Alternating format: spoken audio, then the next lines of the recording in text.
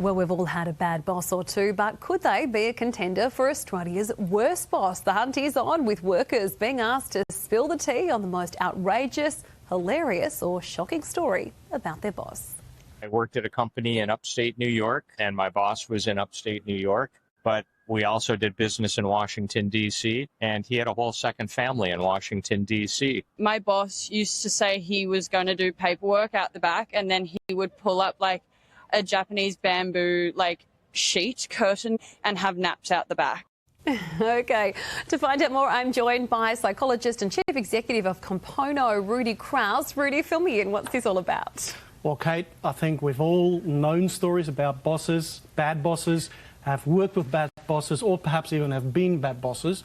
And Compono has launched Australia's Worst Boss because we believe that to inspire the best, we have to expose the worst. So we're on a mission to understand what bad bosses look like, what do they have in common from a behavioural personality perspective, and then more importantly, what do their redemption stories look like? What does it look like when they turn things around? So as of today, we're launching Worst Boss campaign.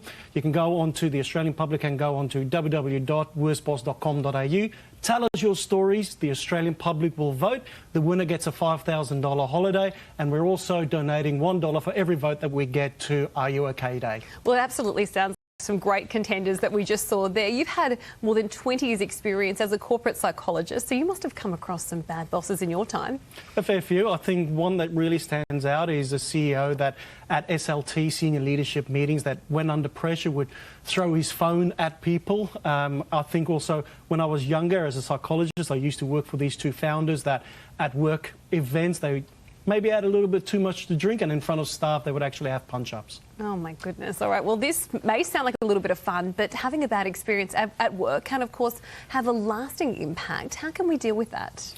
Well, I think a part of what we really need to understand is how do we communicate to our bosses better ourselves as well. So it's not just about accepting how the boss is treating you, but how you can contribute to their day, how you can make them essentially respect you and trust you. But in terms of your own mental health, of course, you've got to go seek help, whether that's through an EAP or go speak to a psychologist, but really understanding that two-way street between yourself and the boss and seeing how you can help them be a better leader as well. All right, so Australia's Worst Boss, you said jump online. How can we nominate them, and will they know they've been nominated?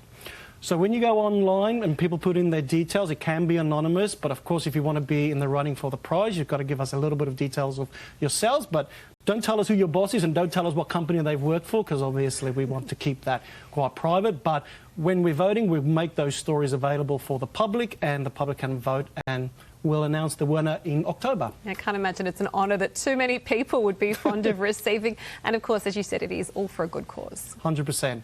Wonderful, Rudy. Thank you so much for your time and good luck on the hunt. Thanks for having me.